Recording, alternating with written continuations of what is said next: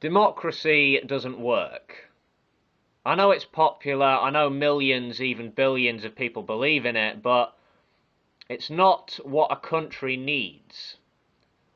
Partisan politics and a popularity contest every few years at the national level, regional elections where most folks have never heard of any of the candidates, electoral campaigns that insult your intelligence, corrupt, lazy politicians. Yeah, this system isn't giving people what they need. The truth is, people generally don't know what's good for them. The masses can't be trusted to choose their own leaders. In a democracy, would-be leaders simply look to put over a hairbrushed image of themselves anyway, a false image.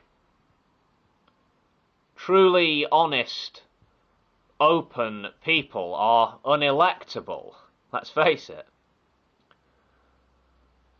True leaders aren't made at the ballot box. Some people, they have leadership qualities, some do not. The best among us should rule over us.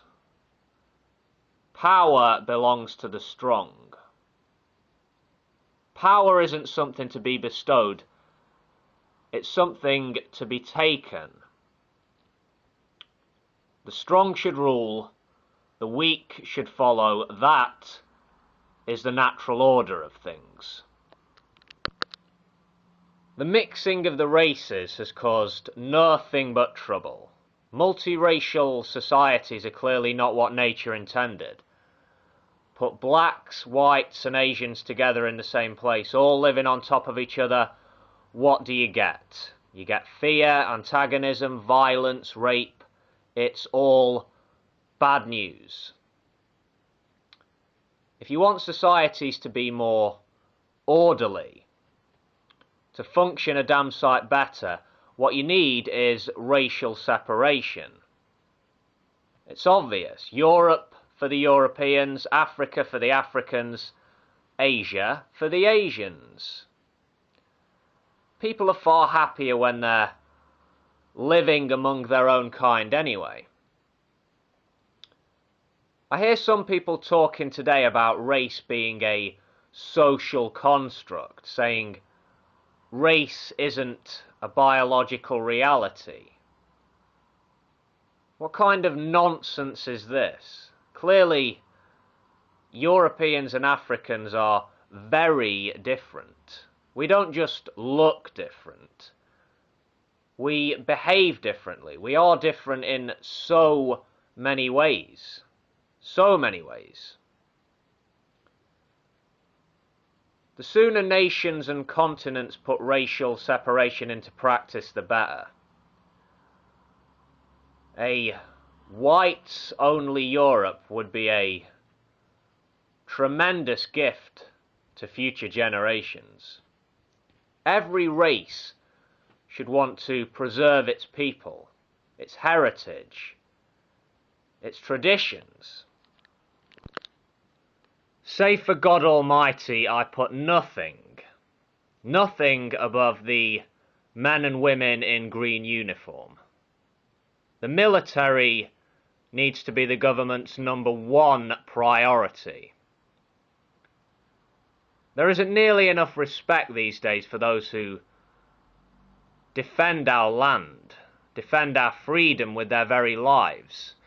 Those who shed blood for our country deserve our undying respect. Hell, they should bring back national service. That would be a good start.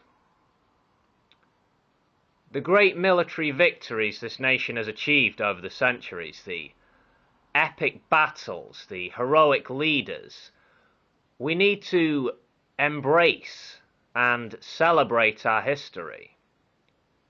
In schools up and down the land, the fighting spirit of this nation should be impressed upon our children. Let me tell you something. If you don't support the military, if you don't back our troops, then you must be wholly ignorant or a complete ingrate. You need to show some gratitude to those who defend your very way of life, your very existence even. Britain is a great country. Our armed forces put the great in Britain. Remember that always.